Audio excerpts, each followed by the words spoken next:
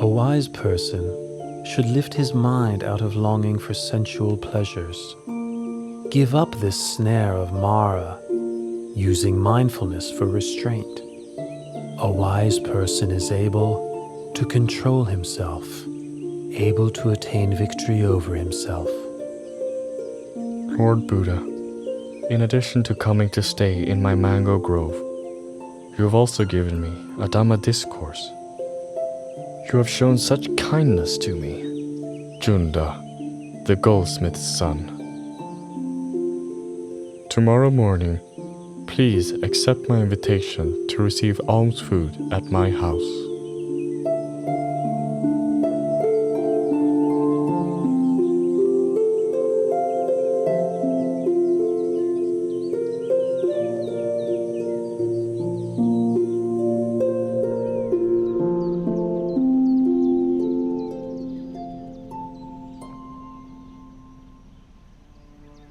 This dish is called sukaramatava. It is a fine and nutritious food. Please may the Lord accept it. Junta, this sukaramadava is food that has been prepared, especially for me, and is suitable only for me. Apart from mine, no stomach could digest it. I give you the remaining portion to please bury in the ground. And for my monks and disciples, please bring them food of another kind to eat. Yes, Lord.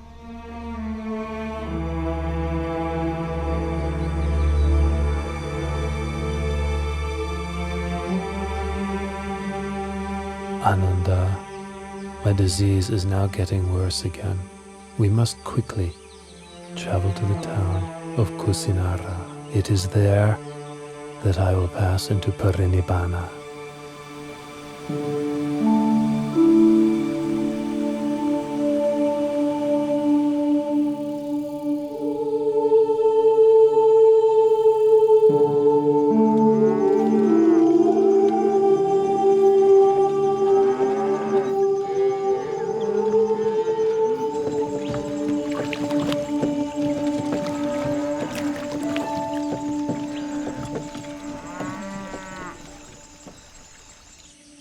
Ananda, let us stop and rest under this tree.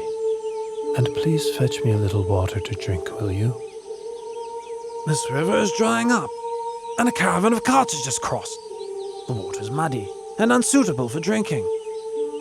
The river Kakoda is not far from here. Its water is clear and cool. Please, travel on a little. It's not very far. You can drink and bathe there.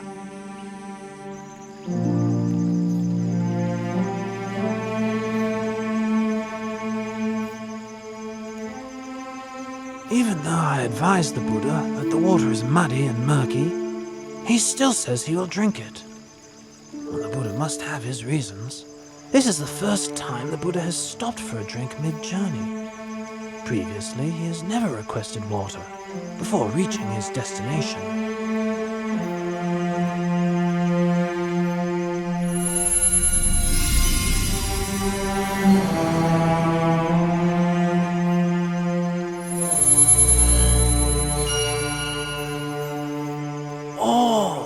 How great is the Buddha's power!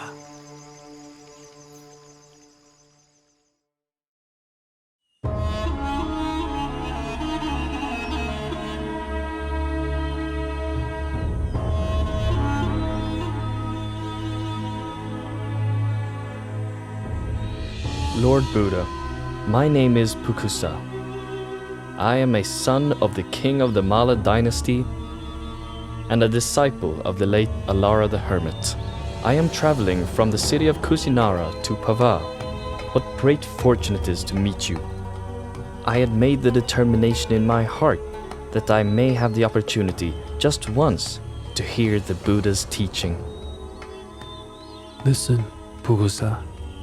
This heart is luminous, but it is obscured by incoming defilements. The uninstructed worldling isn't aware of this truth, and so doesn't train his mind. But the well-instructed noble disciple is clearly aware of this truth, and so trains his mind. Pukusa, I know of nothing which can change as rapidly as the mind. You should therefore maintain your focus on the mind. Recollect the virtues of the Buddha, Dhamma, and Sangha.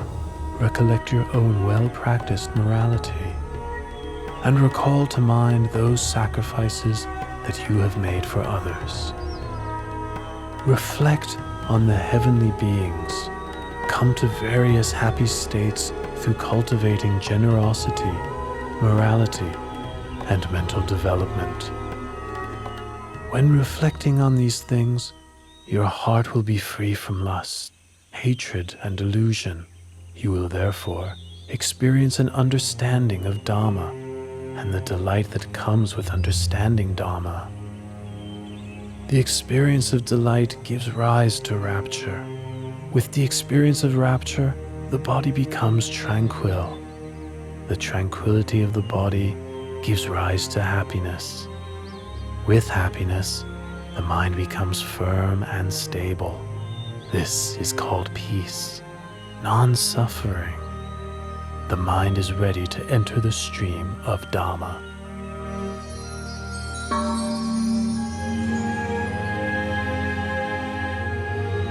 These two pieces of Singivana cloth are very valuable.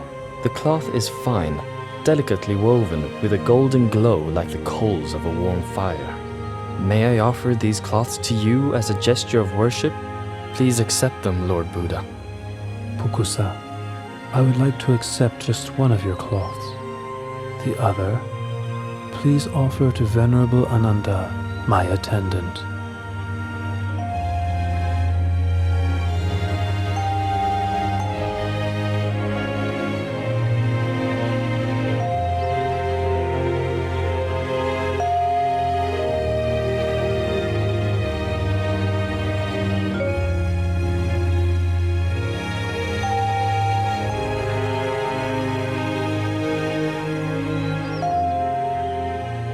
Lord, these Singivana cloths are of great value. Please accept them both, and wear one as a lower robe and one as an upper robe.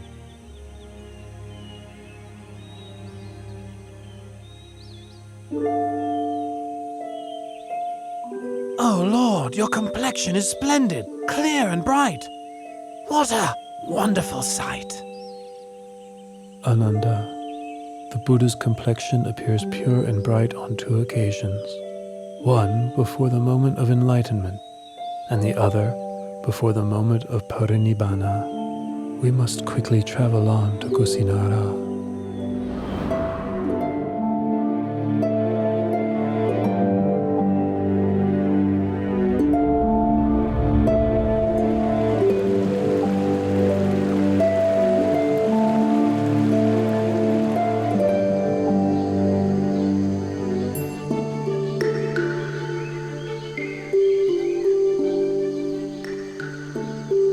Junta gave me my last meal, but unless I make the matter clear, people may think that his alms food was the cause for my passing away.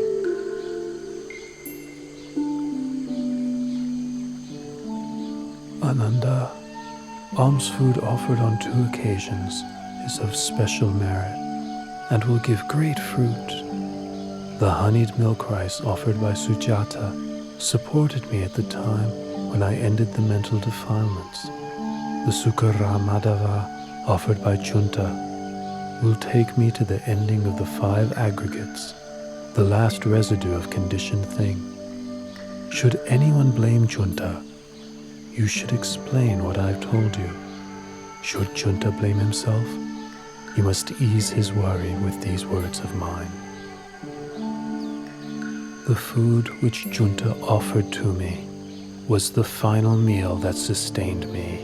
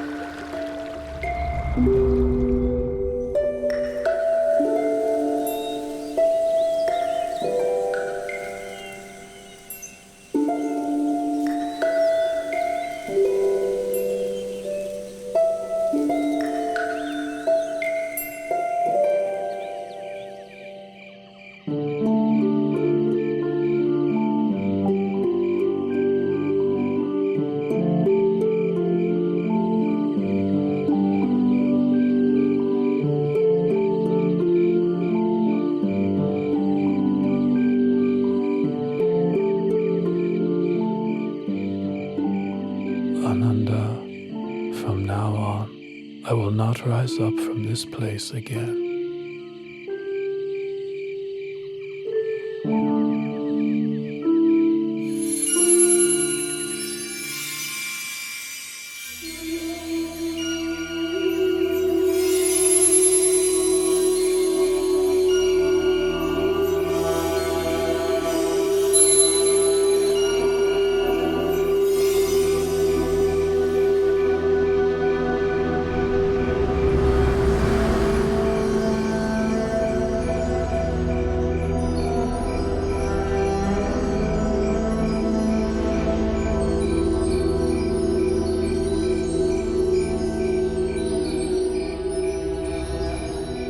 Ananda, if in the future someone should offer material things of great value as tribute to me, no matter how great the value of such thing, such a tribute would not be the highest homage. Ananda, whoever should practice according to the Dhamma which is rightly taught by me, such a person pays the highest homage. Ananda, I will pass into Parinibbana tonight. Lord Buddha, please don't pass away in a small town as Kusinara. Please travel on to a large city, such as Savatthi, Kosambi, or Varanasi.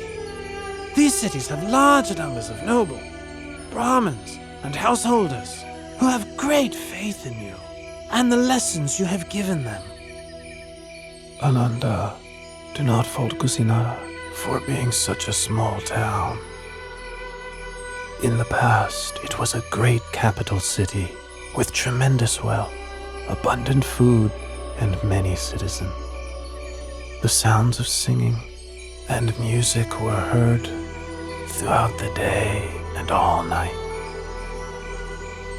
Another thing, should I go to pass away elsewhere, Supada Paripajaka would not meet with me, and therefore would miss the opportunity to attain enlightenment.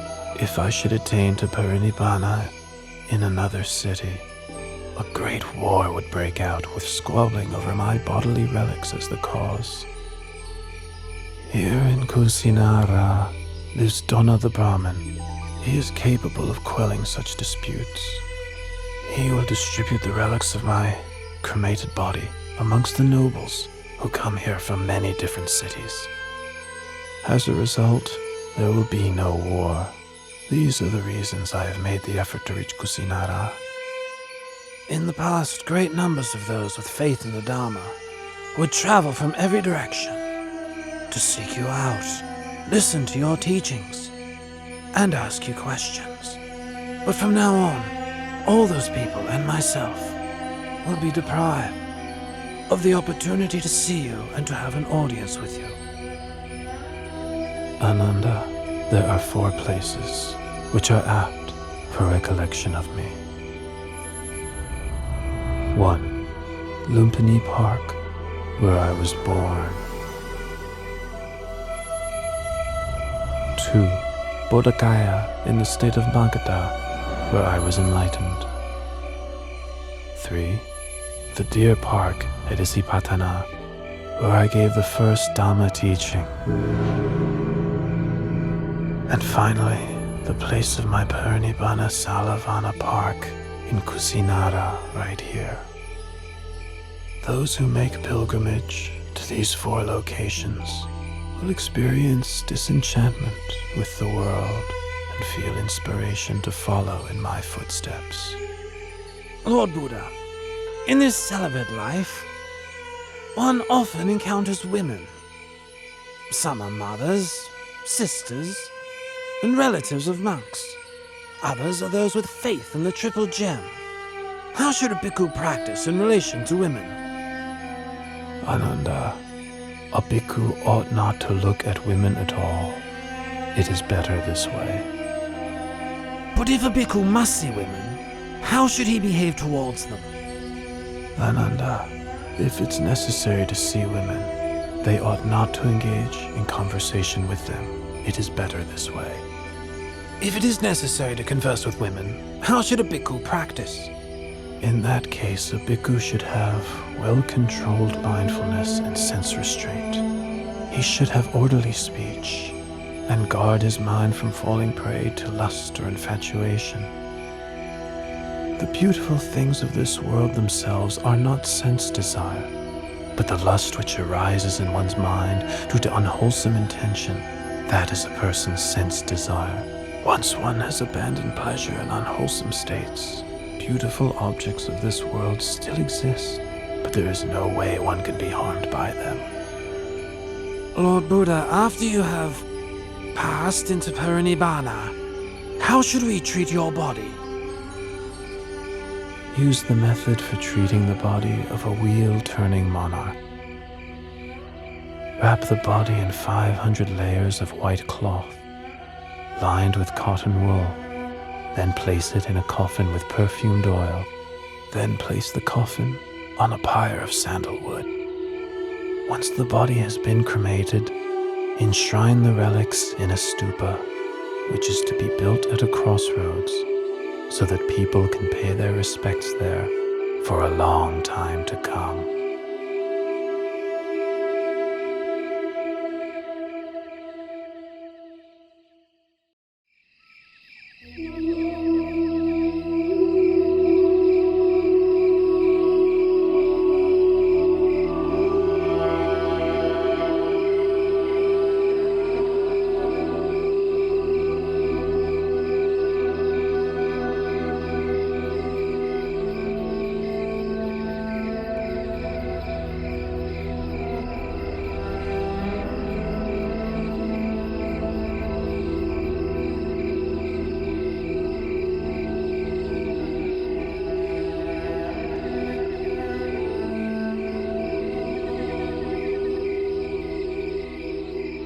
Subhata is intent on having audience with the Buddha.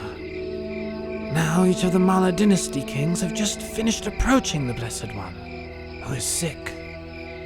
If I allow any more guests, it'll be a great burden on him.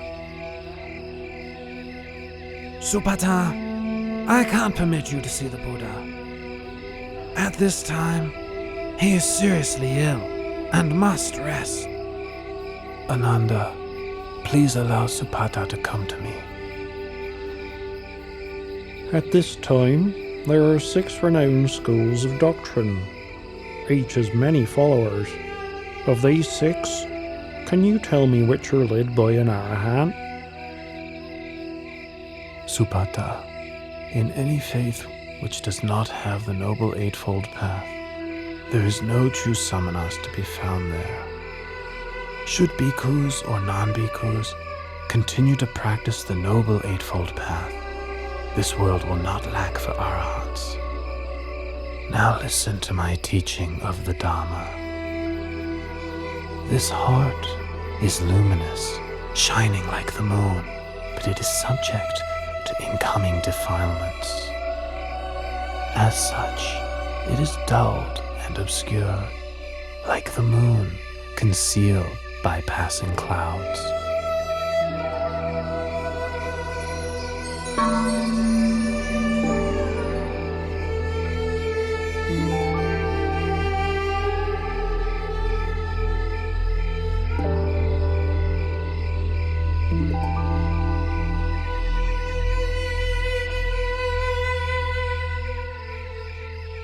Lord Buddha, teacher of the most excellent Dharma, you make right that which I've wrongly seen for so very long. Please may I take ordination in the Buddha's dispensation? Ananda, please take on the task of ordaining Supata as a bhikkhu.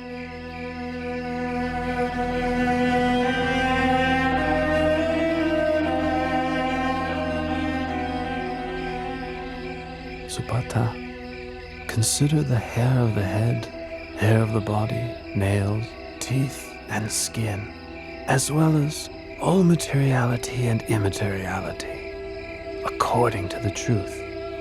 Such things are changing, decaying, impermanent, suffering and not self, not a being, not a person, not I, not mine, not myself.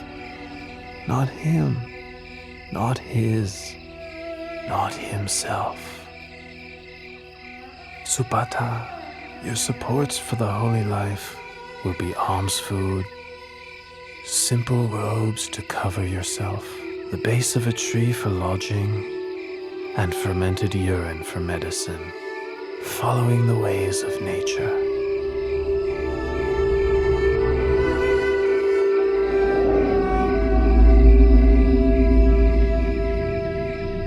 Having received instruction from the Buddha, Subhada went off alone and practiced contemplation until attaining to arahantship that very night. Venerable Subhada is considered to be the last disciple who attained to enlightenment while the Buddha was still alive. Loyal bhikkhus, when I have passed away, the 84,000 teaching of Dhamma Vinaya will be your teacher. Don't think to yourselves, now that the Buddha has passed away, we'll have no teacher. Truly the Dhamma which I have taught and the Vinaya which I have laid down will be your teacher in place of me. You must take the Dhamma Vinaya as your refuge. Don't take anything else as your refuge. Even I, the Tathagata, am only the one who points the way.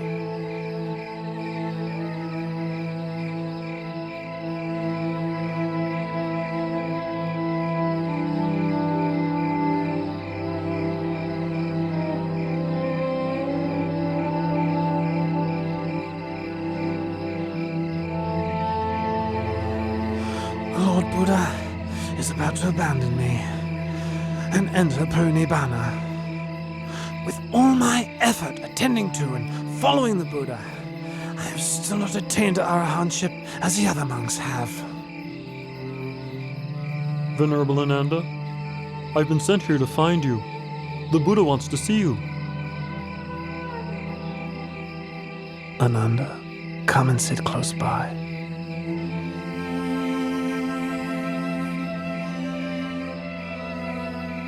Ananda, don't be consumed by sorrow. It's natural for all conditioned things not to last. All that arises must decay, break apart, and pass away. You have traveled with and cared for me for a long time. Now you must make efforts towards your own liberation. In no long time you will be fully enlightened.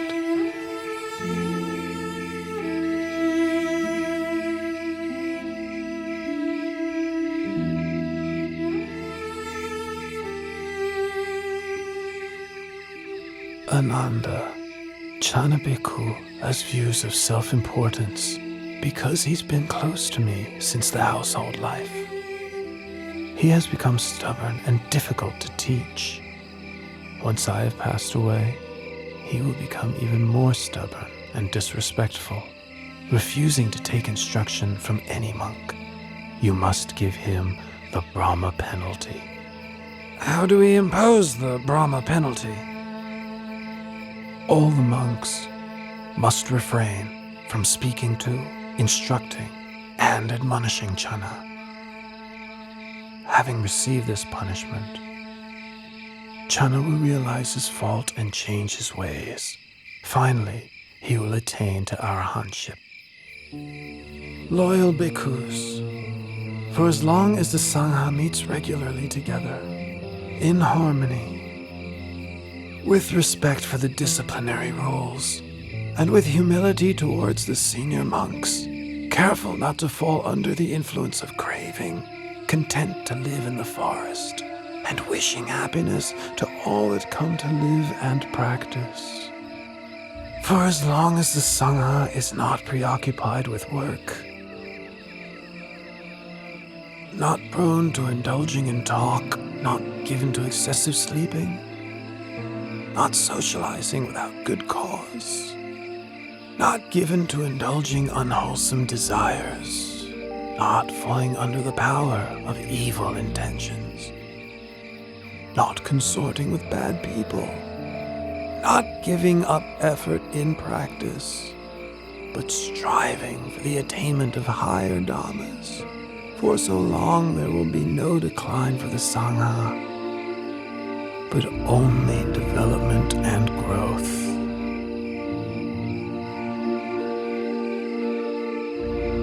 Because I remind you that all conditioned things are of the nature to decline and cease. Free of heedlessness, develop yourselves and benefit others to the utmost.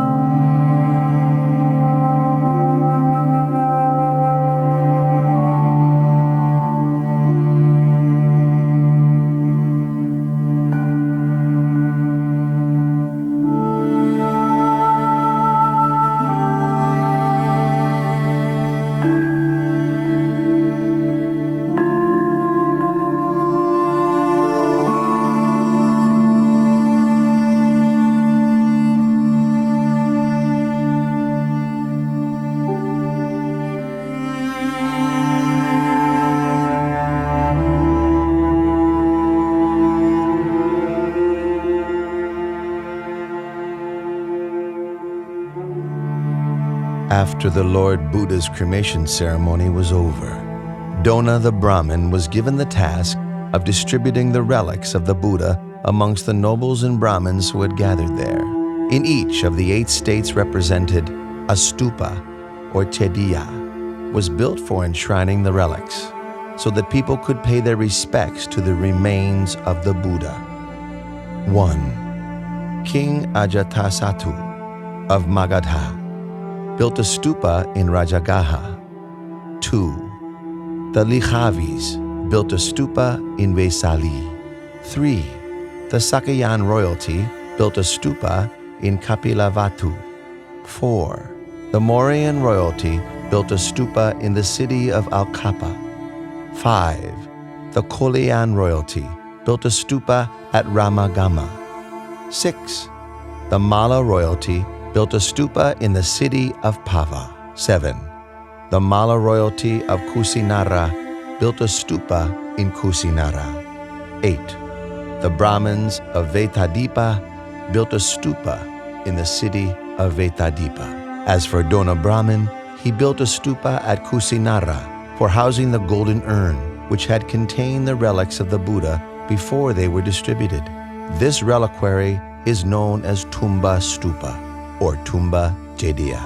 3 months after the Buddha laid down the khandhas and attained parinibbana, Venerable Mahakassapa led the Sangha in the first rehearsal of the Dhamma Vinaya at the cave of Satapana on Mount Vebhara outside of Rajagaha, with King Ajatasattu as the royal host. After the duration of 7 months, the first rehearsal of the Dhamma Vinaya came to its conclusion.